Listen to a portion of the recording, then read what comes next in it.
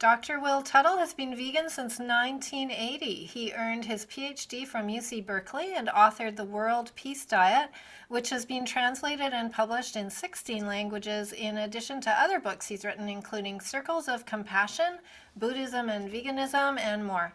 Over several decades, Will has delivered over 4,000 live audience presentations in over 50 countries worldwide, in all 50 US states as well, encouraging the compassionate vegan lifestyle. And he's appeared in many radio, television, print, and online interviews, as well as documentary films, including Cowspiracy, Prayer for Compassion, Animals and the Buddha, and others. Dr. Tuttle is a former Zen monk and musician, recipient of the Courage of Conscience Award and the Empty Cages Prize, and he's currently in Florida as part of his World Awakening Tour. Thank you for being here today, Will. Thank you, Janine. It's great to see you. Thank you. You too. I'm wondering what's happening in Florida. How's the tour going so far? Yeah, it's really refreshing overall to be in Florida, I have to say.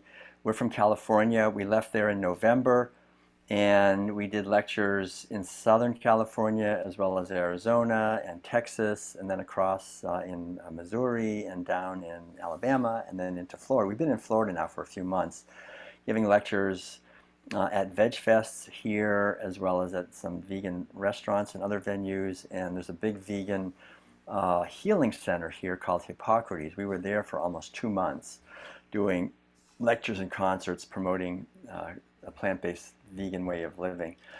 And all in all, I have to say, it seems most of the people are not wearing masks. Clerks are not wearing masks in many cases when you go into a store or a post office or something.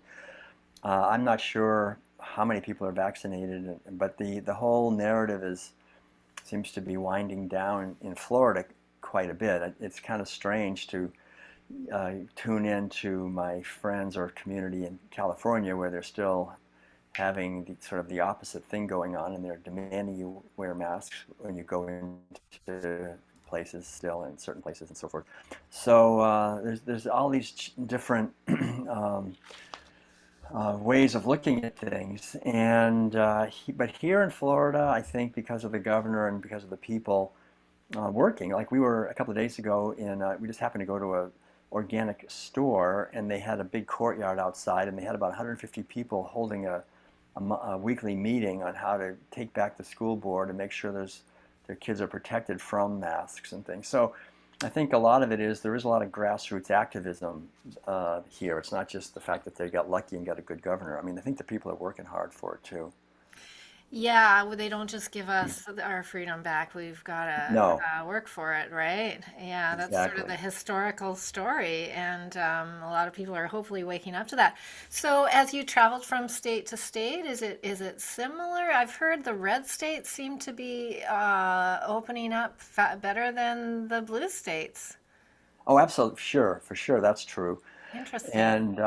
And rural areas in the blue states or red states are always better than urban areas in terms of health freedom, I would say, basically. And yeah, the whole thing has been turned on its head. I think as many people are sort of realizing that, I was the last 50 years of my life until, maybe 5 years ago or so.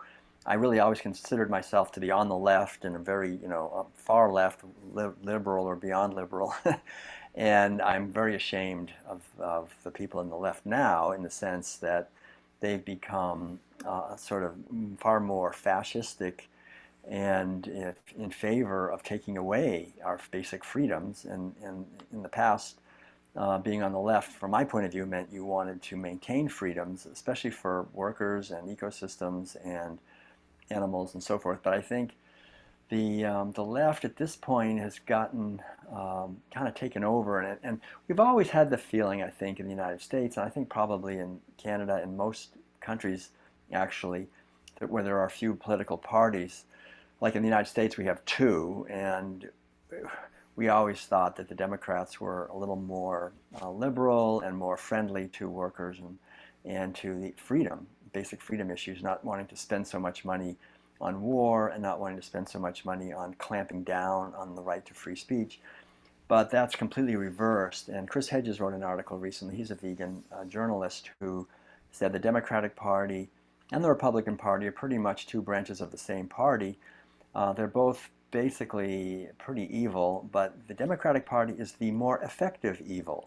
And I think that sums it up pretty well. I think liberals were kind of attacked, especially, or targeted, maybe is the Mm. best word. They were kind of targeted with this narrative that if we all wear masks and if we all get vaccinated with this thing, then we're doing it not for ourselves, we're doing it for other people. We care about other people, so we're doing it for them.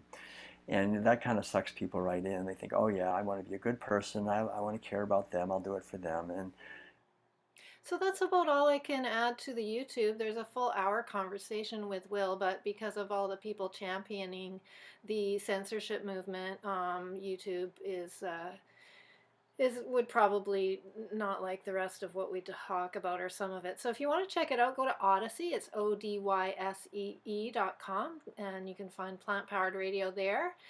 It's also available in audio version on anchor.fm, and I'm writing at substack.com. Check out Plant Powered Radio, and I've put the audio up there as well. I'll leave you with some music that Will wrote and composed and is performing.